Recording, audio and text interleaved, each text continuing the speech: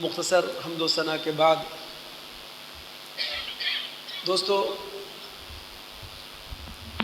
اندر کی دنیا میں جو ایک سکون ہوتا ہے اسے قرآن اطمینان کہتا ہے، اور باہر کی دنیا میں جو سکون دکھائی دیتا ہے قرآن اسے امن کا نام دیتا ہے۔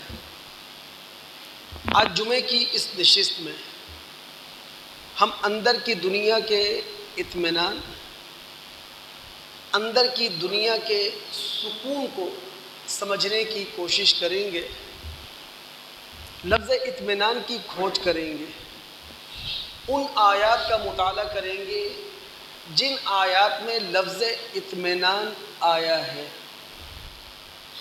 لیکن قبل اس کے کہ مطالعے کے لیے ہم ان آیات میں اتریں جن آیات کے اندر لفظ اطمینان آیا ہے، ہم ڈکشنری میں اتر کر پہلے لفظ اطمینان کے معنی اور مفہوم کو سمجھنے کی کوشش کرتے ہیں۔ دیکھیں، کوئی چیز جب ٹھیک اپنی جگہ پر ٹھہر جائے، جم جائے، اس وقت لفظ اطمینان کا لفظ استعمال ہوگا۔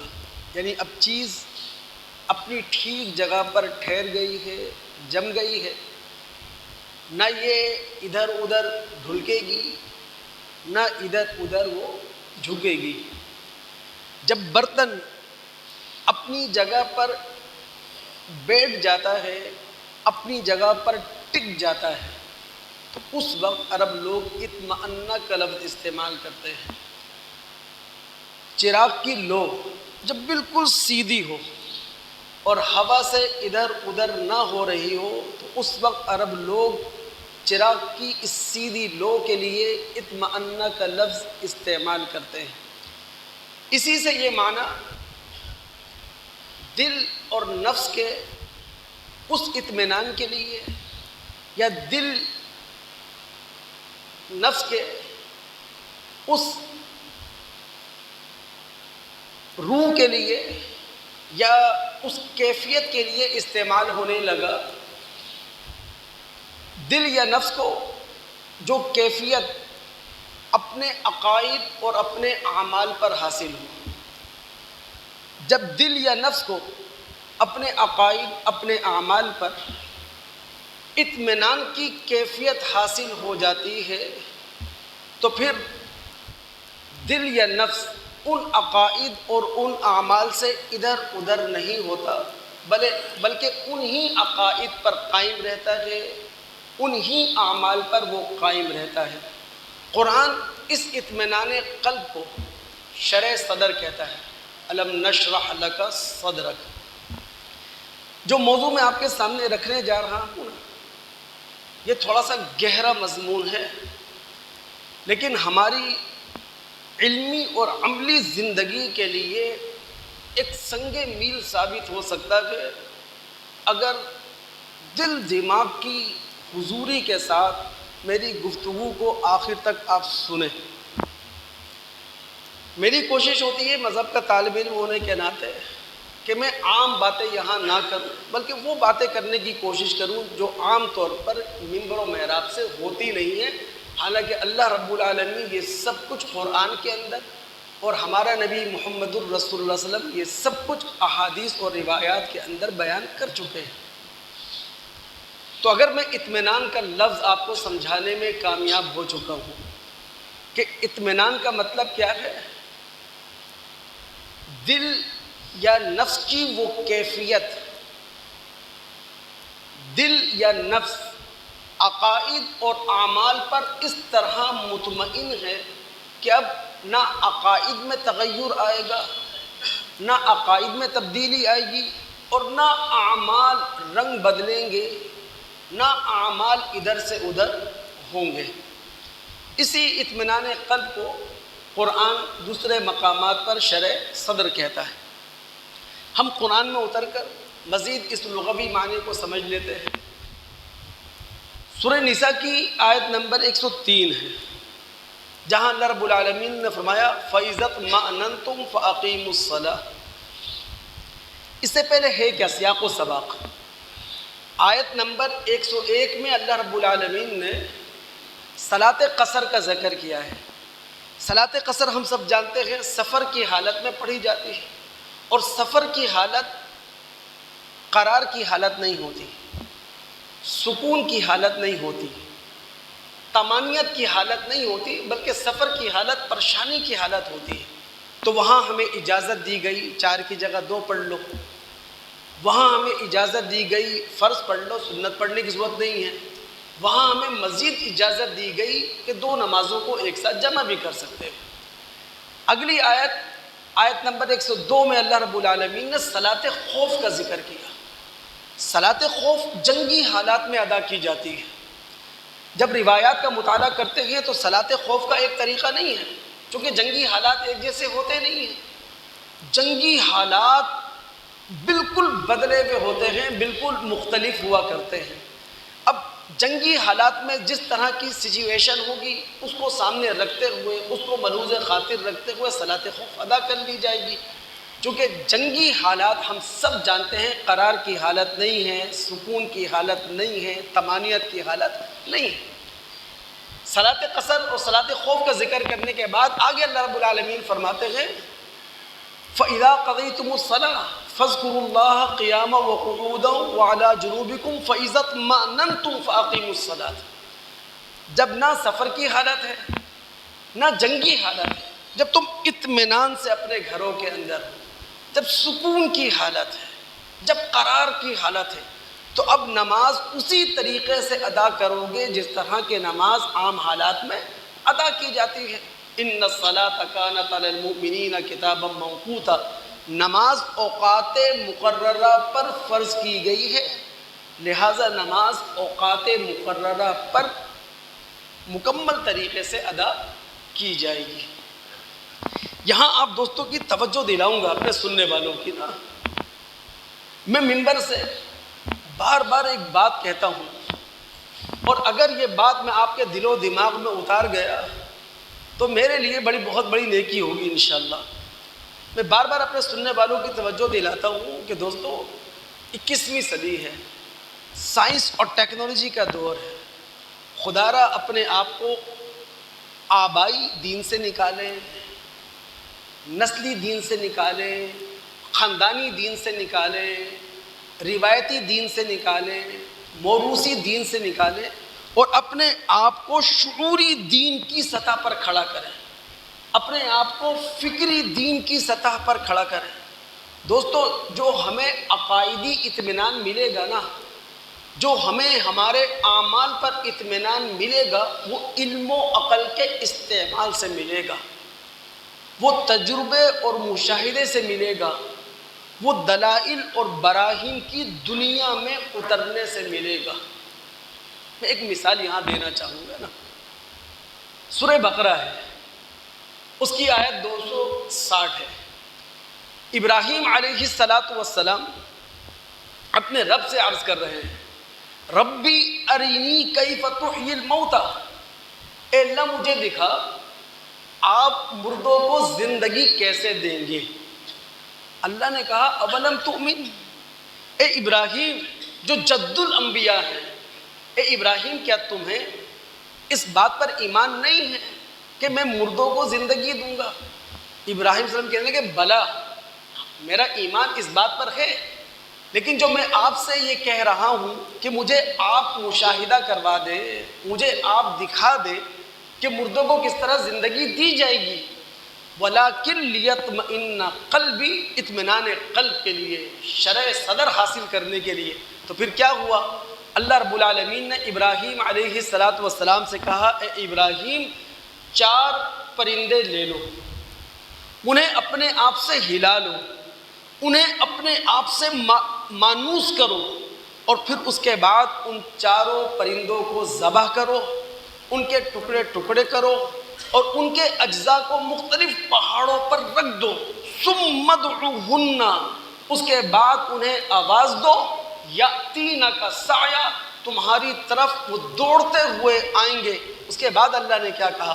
وَعْلَمْ أَنَّ اللَّهَ عَزِيزٌ حَكِيمٌ، اے ابراہیم یہ بات جان لو، میدان حشر اس لیے بپا ہوگا، قیامت اس لیے قائم ہوگی کہ اللہ رب العالمین عزیز ہے، حشر بپا کرنے سے، قیامت قائم کرنے سے کوئی اسے روک نہیں سکتا، حکیم، اور اللہ رب العالمین میدان حشر اس لیے بپا کرے گا، قیامت اس لیے قائم کرے گا کہ جزا اور سزا کے دن کا تقاضا اس کی صفت حکیم کرتی ہے، اس کی صفت حکمت کرتی ہے کہ جزا اور سزا کا دن قائم ہو جب لوگوں کے درمیان انصاف ہو۔ یہاں جو بات میں آپ کو سمجھانا چاہتا ہوں نا، سمجھیے، اللہ رب العالمین نے جو یہ واقعہ قرآن کے اندر بیان کیا، یہ ان معجزات میں سے نہیں ہے جو ابراہیم علیہ السلام کو قوم پر حجت قائم کرنے کے لیے دیے گئے، بلکہ یہ ابراہیم علیہ السلام کو جو مشاہدہ کروایا گیا، یہ ان مشاہدات میں سے ہے جو اللہ رب العالمین ذاتی طور پر کسی نبی کو کرواتا ہے تاکہ اسے اطمینان قلب حاصل ہو جائے، تاکہ اسے شرح صدر حاصل ہو جائے۔ اللہ تعالیٰ کی سنت انبیاء اور رسولوں کے معاملے میں یہ ہے کہ نبی اور رسول جب قوم کے درمیان کھڑے ہو کر دعوت پیش کریں تو وہ ایمان بالغیب کی منزل پر نہ ہو، ایمان بالغیب کے مقام پر کھڑے ہو کر دعوت پیش نہ کریں، بلکہ ایمان بالشہادہ کی منزل پر کھڑے ہوں، ایمان بالشہادہ کے مقام پر کھڑے ہو کر وہ اپنی دعوت پیش کریں کہ جو دعوت ہم لوگوں کے سامنے پیش کر رہے ہیں کسی حد تک ہم اس کا مشاہدہ کر چکے ہیں۔ تو اپنے عقیدے پر، اپنے عمل پر جو ہمیں حقیقی اطمینان قلب حاصل ہوگا، شرح صدر حاصل ہوگا، وہ علم و عقل کو استعمال کرنے کے بعد، تجربے اور مشاہدے کی دنیا میں جانے کے بعد، دلائل اور براہین کا جائزہ لے لینے کے بعد۔ اب اگر دوستوں کے دماغ حاصل ہیں تو یہاں توجہ دلانا چاہوں گا، دوستو جو چیز اللہ تعالیٰ کو مطلوب ہے نا، وہ اطمینان قلب اور شرح صدر ہی ہے، یعنی ہمیں اپنے عقائد پر، ہمیں اپنے اعمال پر شرح صدر حاصل ہو، اطمینان قلب حاصل ہو۔ اگر یہ حاصل ہے نا ہمیں، تو پھر دنیا کی سب سے بڑی دولت ہمیں حاصل ہو گئی۔ اب اللہ نہ کرے ایسے حالات پیدا ہو جائیں کہ کلمہ کفر تک زبان سے نکالنا پڑ جائے، اللہ رب العالمین کے ہاں یہ کلمہ کفر قابل معافی ہے۔ اب دیکھیں نا، ہم موبائل پر بھارت سے کوئی نہ کوئی ویڈیو کلپ دیکھ رہے ہوتے ہیں کہ بھارت میں ہندو انتہا پسندوں نے کسی مسلمان کا گھیراؤ کیا ہوا ہے اور وہ ہندو انتہا پسند اس مسلمان کی زبان سے کلمہ کفر کہلوا رہے ہیں۔ اب اگر وہ مسلمان جو بھارت کا رہنے والا ہے ہندو انتہا پسندوں سے اپنی جان بچانے کے لیے، ان کے تشدد سے، ان کے ٹارچر سے اپنے آپ کو بچانے کے لیے کلمہ کفر کہہ دے، تو اللہ رب العالمین کے ہاں یہ قابل معافی ہے۔ یہ بات اللہ رب العالمین نے سورہ نحل کی آیت نمبر 106 میں بیان کی ہے۔ یہ بھی مکہ کا دور تھا، حالات بڑے سنگین تھے اور خطرہ موجود تھا کہ جناب کلمہ کفر بعض زبانوں سے نکل جائے، تو اللہ رب العالمین نے مطمئن کرنے کے لیے کہا من کفر باللہ من بعد ایمانہ الا من اکرہ وقلبہ مطمئن بالایمان، جس کی زبان سے جبر کے ذریعے، طاقت کے ذریعے کلمہ کفر کہلوا لیا گیا، جبکہ دل کے اندر عقیدے کا اطمینان بھی موجود تھا، عمل کا اطمینان بھی موجود تھا، تو اللہ کے ہاں یہ قابل معافی ہے۔ تفسیری روایات کے اندر آتا ہے نا، عمار بن یاسر رضی اللہ تعالی عنہ نبی علیہ السلام کے پاس روتے ہوئے آئے تھے۔ یہ عام صحابی نہیں ہے، یہ وہ اللہ کے رسول کا وہ صحابی ہے جس کے ماں باپ کو اس کی آنکھوں کے سامنے شہید کیا گیا۔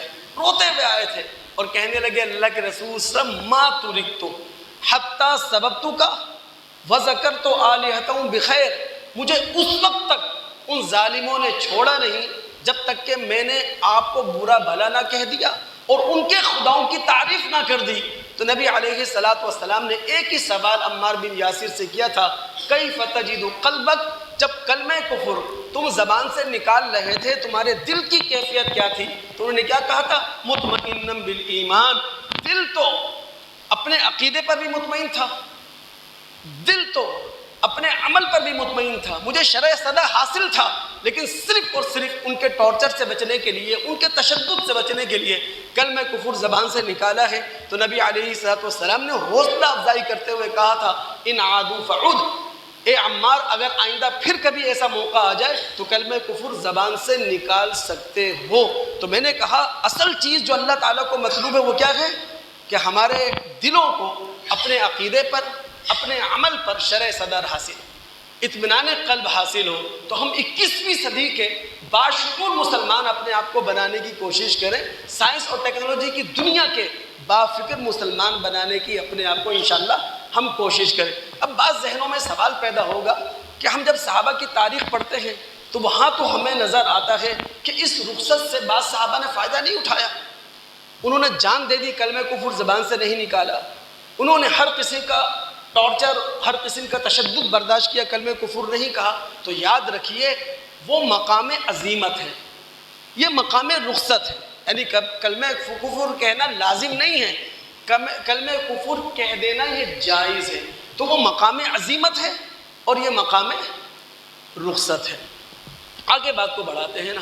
اب اگر دوستوں کے دماغ حاضر ہے، جو بات میں کہنے جا رہا ہوں اللہ ہم سب کو سمجھنے کی بھی توفیق عطا فرمائے، اللہ تعالی ہم سب کو عمل کرنے کی بھی توفیق عطا فرمائے.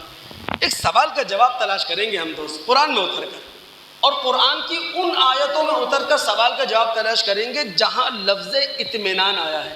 اطمینان کسے کہتے ہیں؟ اندر کی دنیا کے اطمینان کو. اطمینان کسے کہتے ہیں؟ عقائد پر اطمینان کو. اطمینان کسے کہتے ہیں؟ اپنے عمل پر فکری اطمینان کسے کہتے ہیں؟ سوال یہ ہے کہ امت محمد صلی اللہ علیہ وسلم جو کہ نبی علیہ الصلوۃ والسلام کی ختم نبوت کے بعد شہادت علی الناس کے مرتبے پر فائز ہے، جس کی تعداد کہا جاتا ہے 200 کروڑ ہے، بے اطمینانی کا شکار کیوں ہیں؟ اضطراب کا شکار کیوں ہیں؟ بے چینی کا شکار کیوں ہیں؟ ہجوم کیوں بنی ہوئی ہے؟ خوف زدہ کیوں ہیں؟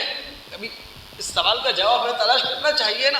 یعنی 200 کروڑ امت محمد صلی اللہ علیہ وسلم کے لوگ، لا الہ الا اللہ پڑھنے والے لوگ، لیکن اسلامی دنیا کے اندر مستقل آپ کو ایک بے چینی ملے گی. اللہ کے بندوں غزہ کے حالات بے چین نہیں کرتے ہمیں، افغانستان میں جو کچھ ہوا ہم بے چین نہیں ہوتے، عراق میں جو کچھ ہوا ہم بے چین نہیں ہوتا، لیبیا کے اندر جو کچھ ہوا، جو 2020 کے اندر عرب اسپرنگ کے نام سے، عرب بہار کے نام سے پوری عرب دنیا کو تباہ کرنے کی کوشش کی گئی. تو پوری اسلامی دنیا بے چین کیوں ہے؟ بے سکون کیوں ہے؟ بے اطمینانی کیوں محسوس کرتی ہے؟ اتنی پریشان حال کیوں ہے یہ؟ کبھی اس سوال کا جواب لیں. ہم قرآن میں اترتے ہیں اور قرآن سے جواب لیتے ہیں. انشاءاللہ اللہ رب العالمین ہمیں اس کا بہتر جواب دیں گے، اور اللہ تعالی ہمیں سیکھنے اور اپنے عمل کو بدلنے کی توفیق عطا فرمائے. اگر سورہ حج کی آیت نمبر 11 کا مطالعہ کریں تو سورہ حج کی آیت نمبر 11 ہمیں یہ بتاتی ہے کہ اسلامی دنیا سے تعلق رکھتے ہوئے بیشتر لوگ، یا اسلامی دنیا کی ایک عظیم اکثریت، وہ اسلام میں پورے داخل نہیں ہوئے، اسلام کے بیچ میں نہیں ہیں، اسلام کے بیچوں بیچ اسلام پر عمل پیرا نہیں ہے، بلکہ مسلم دنیا کی عظیم اکثریت دین اسلام کے کنارے پر کھڑی اسلام کی دہائیاں دے رہی ہے. وَمِنَ النَّاسِ مَن يَعْبُدُ اللَّهَ عَلَى حَرْفٍ فَإِنْ أَصَابَهُ خَيْرٌ اطْمَأَنَّ بِهِ وَإِنْ أَصَابَتْهُ فِتْنَةٌ انقلب عَلَى وَجْهِهِ خَسِرَ الدُّنْيَا وَالْآخِرَةَ. اب ہم مسلمان لا الہ الا اللہ تو پڑھ رہے ہیں، لیکن کنارے پر کھڑے ہو کر دین کا تقاضا کیا تھا؟ ادخلوا فی السلم کافہ، پورے کے پورے اسلام میں داخل ہو جاؤ. اسلام کے رنگ سے اپنے آپ کو پورے طریقے سے رنگین کر لو، لیکن ہم اسی دین کے کنارے پر کھڑے ہو کر لا الہ الا اللہ تو پڑھ رہے ہیں، لیکن معذرت کے شاید ہم اپنے آپ کو اللہ کے حوالے نہیں کر پا رہے ہیں، ہم اپنے آپ کو اللہ رب العالمین کا حقیقی بندہ نہیں بنا پا رہے ہیں۔ ہم دین کے کنارے پر کھڑے ہو کر اطاعت رسول کی بھی بات کر رہے ہیں، دین کے کنارے پر کھڑے ہو کر ہم تابع داری رسول کی بھی بات کر رہے ہیں، لیکن اطاعت اور تابع داری صرف ہم نے اس کی چادر اپنے سروں پہ تانی بھی ہے، اپنے جسموں پر لپیٹی بھی نہیں۔ ہم دین کے کنارے پر کھڑے ہیں، قرآن کی بات کرتے ہیں، لیکن اسلامی دنیا کا قرآن سے جو تعلق رہ گیا ہے وہ شاید صرف اتنا کہ جب کوئی دنیا سے رخصت ہو جائے، کوئی پیارا دنیا سے چلا جائے، اب اس کو بخشوانے کی کوشش میں لگ جانا۔ قانون، تہذیب، معاشرت، معیشت، سیاست، اس معاملے میں ہم کسی اور کے پیروکار بنے ہوئے ہیں۔ تو پوری مسلم دنیا کی عظیم اکثریت دین کے کنارے پر کھڑی ہے، نہ کہ وہ دین کے بیچوں بیچ ہے۔ جب دین کے کنارے پر کھڑی ہے تو جو اطمینان ہمیں حاصل ہوگا اپنے عقیدے پر، اپنے عمل پر، وہ عارضی ہوگا، وہ وقتی ہوگا، وہ ناپائیدار ہوگا، وہ بدلتا ہوا ہوگا۔ اس کے لیے ضروری ہے کہ ہم اسلام کے ساتھ اپنا فکری تعلق قائم کریں، اسلام کے ساتھ اپنا شعوری تعلق قائم کریں، اور اسلام کے ساتھ جو ہمارا فکری اور شعوری تعلق قائم ہو سکتا ہے وہ ایک ہی صورت ہے، ہم سب داعی اللہ بن جائیں۔ باپ کی حیثیت سے بھی ہم داعی اللہ ہوں، استاد کی حیثیت سے بھی ہم داعی اللہ ہوں، باس کی حیثیت سے بھی ہم داعی اللہ ہوں، منسٹر، وزیر، مشیر کی حیثیت سے بھی ہم داعی اللہ ہوں۔ اللہ کے بندو، یہ ڈیوٹی ہمارے رسول محمد الرسول اللہ صلی اللہ علیہ وسلم نے پوری امت کی لگائی تھی۔ بخاری کے اندر عبداللہ بن عمر رضی اللہ تعالیٰ عنہ کی معروف روایت کے الفاظ ہیں، اللہ کے رسول نے کیا کہا تھا؟ بلغوا عنی ولو آیا، ایک آیت بھی میری طرف سے تمہیں ملتی ہے وہ دیگر لوگوں تک، دوسرے لوگوں تک پہنچانے کی کوشش کرو۔ تو بہت زیادہ ضروری ہے، اللہ تعالیٰ ہم سب کو توفیق دے کہ ہم صرف دین کے کنارے پر کھڑے ہو کر اللہ رسول کی یا قرآن کی باتیں نہ کریں، بلکہ دین کے بیچوں بیچ آ کر پورے دین سے اپنے آپ کو رنگین کر کے دین کا داعی بنانے کی اپنے آپ کو کوشش کریں۔ دوستوں کا دماغ اگر حاضر ہے، ہم سوال کا جواب لے رہے ہیں۔ سوال کیا ہے کہ نبی علیہ الصلوۃ والسلام کی ختم نبوت کے بعد امت محمد صلی اللہ علیہ وسلم شہادت علی الناس کے مرتبے پر فائز ہے۔ اللہ کے بندوں، جو کام محمد الرسول اپنی زندگی میں کیا کرتے تھے، ابو جہل کو بھی راستہ دکھایا کرتے تھے، عبداللہ بن ابی کو بھی راستہ دکھایا کرتے تھے، اب وہی کام رسول اللہ صلی اللہ علیہ وسلم کی ختم نبوت کے بعد پوری امت کا ہے۔ تو جو امت محمد صلی اللہ علیہ وسلم اللہ کے رسول کی ختم نبوت کے بعد شہادت علی الناس کے مرتبے پر فائز ہے، پوری اسلامی دنیا بے چین کیوں ہے؟ بے اطمینانی کی حالت میں کیوں ہے؟ بے سکونی کے اندر کیوں ہیں؟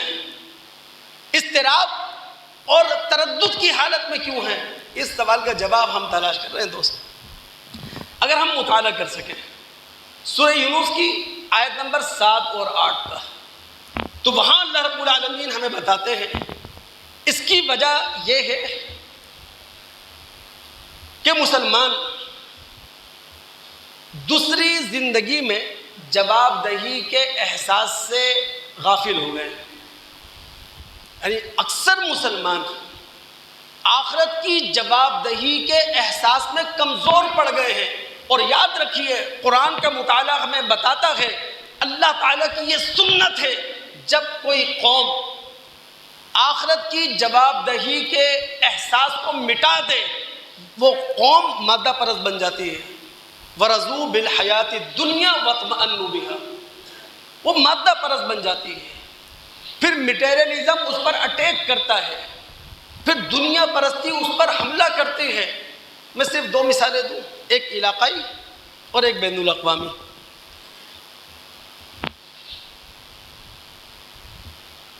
ہم کراچی کے لوگ ٹینکر مافیا کے ہاتھوں یرغمال ہیں، یعنی اپنے استعمال کا پانی ٹینکر مافیا سے ہمیں خریدنا پڑ رہا ہے۔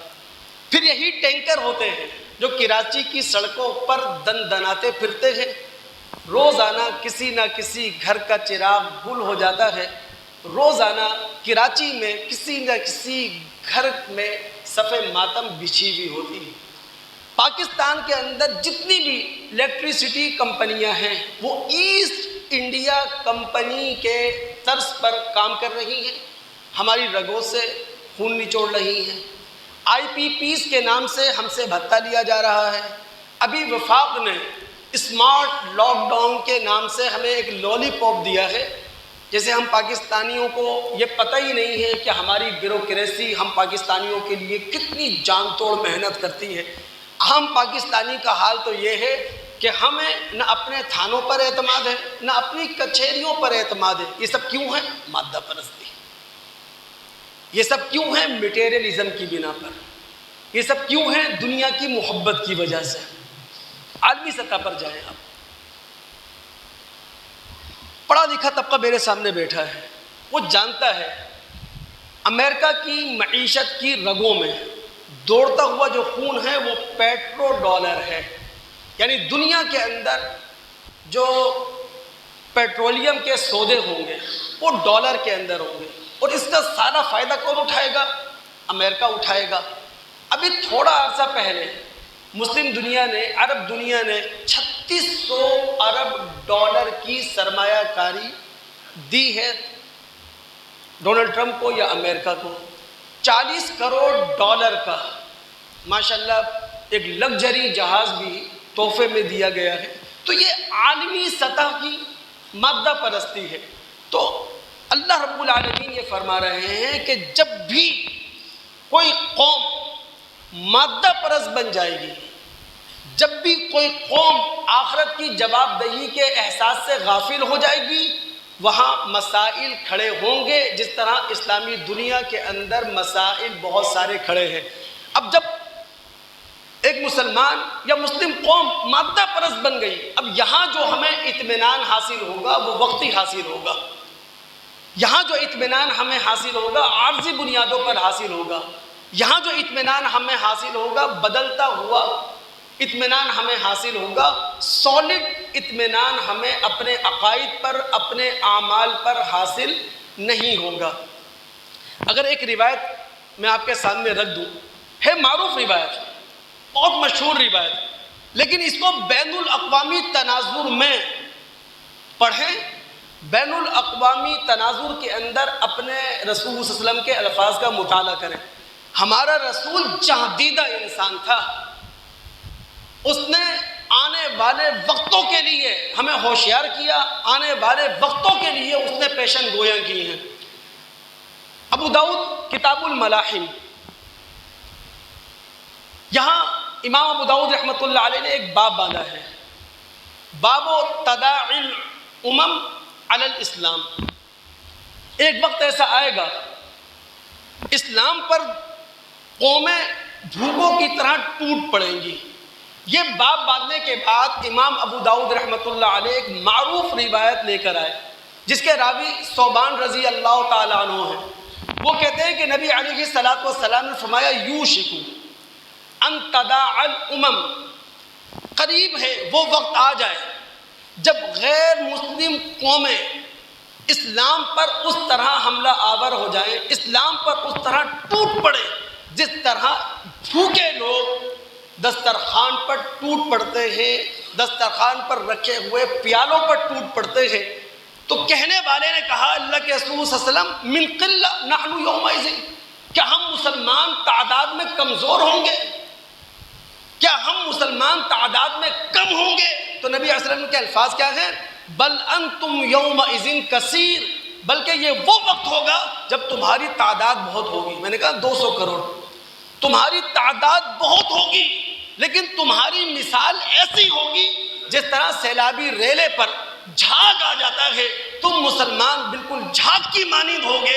اور یہ کب ہوگا؟ جب ہمارے پاس شعوری اسلام نہیں ہوگا، جب ہمارے پاس فکری اسلام نہیں ہوگا، جب ہمارے پاس روایتی اسلام ہوگا، جب ہمارے پاس موروثی اسلام ہوگا، جب ہمارے پاس خاندانی اسلام ہوگا، جب ہمارے پاس آبائی اسلام ہوگا، ہم نے خود کبھی لا الہ الا اللہ کے تقاضوں کو سمجھنے کی کوشش نہیں کی ہوگی، کبھی ہم نے خود محمد الرسول اللہ صلی اللہ علیہ وسلم کی رسالت کا جائزہ لینے کی کوشش نہیں کی ہوگی، کبھی خود قرآن سے ہم نے رہنمائی لینے کی کوشش نہیں کی ہوگی، کبھی خود اپنے آپ کو عمل کی دنیا کے اندر مسلمان ثابت کرنے کی کوشش نہیں کی ہوگی، اس وقت ہوگا کہ تمہاری تعداد تو بہت زیادہ ہوگی، لیکن تم بڑی تعداد رکھنے کے باوجود، جمعیت رکھنے کے باوجود، کثیر افراد رکھنے کے باوجود ایسے ہوگے جیسا کہ سیلاب پر جھاگ آ گیا۔ اس موقع میں رسول نے کہا کیا، آج کے لیے اللہ کے رسول نے الفاظ استعمال کیے تھے، یعنی 1400 سال پہلے ہمارے نبی محمد صلی اللہ علیہ وسلم نے آج کی دنیا کا نقشہ ہمارے سامنے رکھ دیا تھا۔ آج اسلامی دنیا کا جو نقشہ ہے اللہ کے رسول کے الفاظ کے عین مطابق ہے۔ رسول نے کہا تھا یہ وہ وقت ہوگا جب اللہ رب العالمین، کوئی اور نہیں، جنہوں نے یہ حدیث پڑھ رکھی ہے وہ جانتے ہیں فاعل اللہ ہے، فاعل اللہ ہے، جسے آپ سبجیکٹ کہتے ہیں، یعنی جملے کے اندر، سینٹینس کے اندر فاعل سبجیکٹ اللہ ہے۔ اللہ کے رسول نے کہا اللہ تعالی کافروں کے دلوں سے تمہاری ہیبت نکال دے گا، تمہارے ڈر نکال دے گا، تمہارا خوف نکال دے گا، اور تم مسلمانوں کے دلوں میں اللہ رب العالمین وہن ڈال دے گا۔ اب صحابہ کے ذہنوں میں سوال پیدا ہوا، فمل وہن، اللہ کے رسول ہماری ہیبت کافروں کے دلوں سے نکل گئی، ہمارے دلوں کے اندر وہن آ گیا، وہن کیا چیز ہے؟ تو رسول نے اس موقع پر کہا تھا حب الدنیا وکراہیت الموت، دنیا کی محبت تم پر غالب ہوگی اور موت سے تم شدید نفرت کرنے لگو گے، جو کہ ایک زمینی حقیقت ہے۔ جملہ معترضہ کے طور پر ایک بات کہہ دوں، یاد رکھیے دوستو، میں کئی مرتبہ یہاں بات کر چکا ہوں، لیکن کسی موقع پر دوبارہ یہ بات کروں گا، سورہ رحمان کی تفسیر کروں گا انشاءاللہ، وہاں آپ کو بتاؤں گا۔ دنیا قابل نفرت چیز نہیں ہے، کوئی بھی آسمانی مذہب دنیا کو قابل نفرت نہیں بتاتا ہے۔ ہاں دنیا میں جتنے بھی مذاہب ہیں یا دنیا میں جتنے بھی آسمانی مذاہب ہیں، ان کی دعوت یہ ہے دنیا سے صرف تم وہ لوگے جو تمہارا قانونی اور اخلاقی حصہ ہے۔ جس چیز پر تمہارا قانونی حق نہیں بنتا، جس چیز پر تمہارا اخلاقی حق نہیں بنتا، اس سے ہاتھ ہٹا لو، لیکن جو چیز قانوناً تمہاری ہے، جو چیز اخلاقاً تمہاری ہے، وہ تمہارے پاس ہونی چاہیے۔ یہ مذہب کی تعلیم ہے۔ ہاں ایک ہے چیز ہے جو ہم مسلمانوں کے لیے خوشی کی خبر ہے نا، ایران جنگ سے اتنا ضرور ہوا کہ ڈونلڈ ٹرمپ کی حالت گلی کے اس لونڈے کی سی ہو گئی ہے جو دھمکی دیتا پھر رہا ہے اور کوئی اس کی سن نہیں رہا، کوئی اس کی مان نہیں رہا۔ ایران جنگ سے یہ حالت تو اس کی ہو چکی ہے۔ ہمیں اللہ تعالیٰ کا شکر بھی ادا کرنا چاہیے اور اللہ رب العالمین سے مزید دعا کرنا چاہیے کہ اللہ رب العالمین مزید صہیونی طاقتوں کو کمزور سے کمزور تر کر دے۔ جن لوگوں کی اخبارات پر نظر ہے، جو لوگ میڈیا پر گہری نظر رکھتے ہیں، وہ جانتے ہیں اس وقت امریکہ نفسیاتی حوالے سے، سیاسی حوالے سے، معاشی حوالے سے انتہائی دباؤ کا شکار ہے۔ یہ سارا کریڈٹ جاتا ہے ایران جنگ کو۔ اب اگر دوستوں کے دل دماغ حاضر ہیں، کیونکہ وقت اس بات کی اجازت نہیں دے رہا، رمضان میں نے جمعے گھنٹے کے پڑھائے ہیں، لیکن اب انشاءاللہ پوری کوشش ہوگی کہ وقت پر، تو وقت اس بات کی اجازت نہیں دے رہا کہ مزید لمبی چوڑی میں گفتگو کروں، لیکن آخری بات جو میں کہنا جا رہا ہوں نا، دل دماغ کی حضوری کے ساتھ میری بات سن لیں، اللہ تعالی ہم سب کو عمل کرنے کی توفیق عطا فرمائے۔ لیکن بات میں نے کہاں سے شروع کی تھی؟ میں نے کہا تھا معذرت کے ساتھ، اس وقت ہم آبائی مسلم ہیں، ہم موروثی مسلم ہیں، یعنی ہمیں جو اسلام ملا ہے اپنے گھروں سے ملا ہے، اپنے باپ داداؤں سے ملا ہے۔ ہماری ذمہ داری ہے کہ اپنے اس آبائی اور موروثی اسلام کو فکری اسلام میں تبدیل کر دیں، شعوری اسلام میں تبدیل کر دیں۔ اور شعوری اور فکری اسلام کب نصیب ہوگا؟ جب ہمیں اپنے عقیدے پر اور اپنے عمل پر اطمینان حاصل ہوگا، علم و عقل کی بنیاد پر، دلائل اور براہین کی بنیاد پر، مشاہدے اور تجربے کی بنیاد پر۔ یہاں سے میری بات کا آغاز کیا تھا۔ اللہ رب العالمین نے سورہ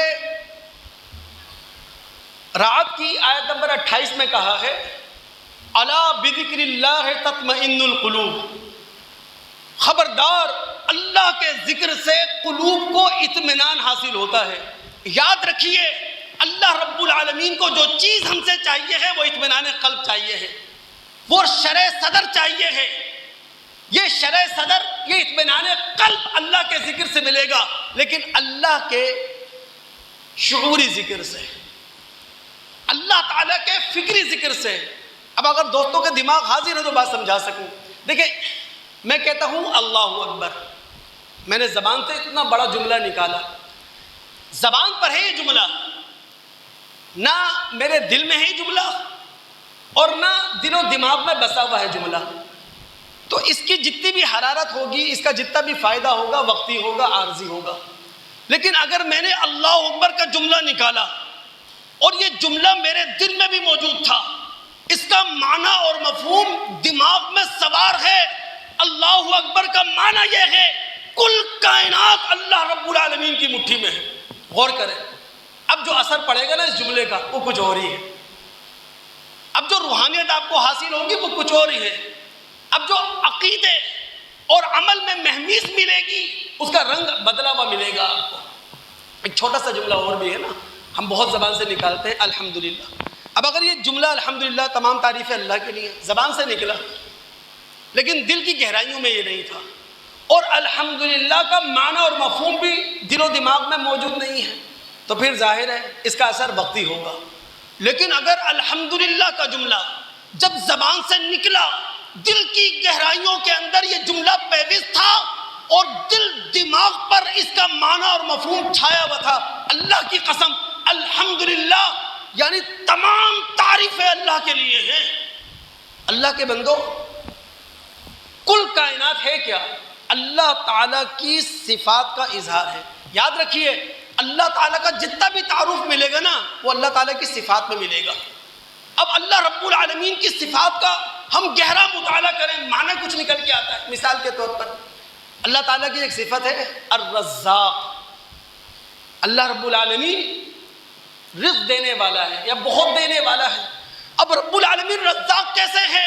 ہم سب جانتے ہیں جتنی بھی ذی حیات چیزیں ہیں انہیں رزق کی ضرورت ہے، چاہے وہ آسمان پر اڑتے ہوئے پرندے ہوں، چاہے زمین کی تہ میں رینگتے ہوئے کیڑے ہوں، چاہے پانیوں کی تاریکیوں میں رہنے والی مخلوقات ہوں، ہر زندہ چیز کو رزق چاہیے ہے، اور اللہ رب العالمین ہر چیز کو رزق پہنچا رہا ہے۔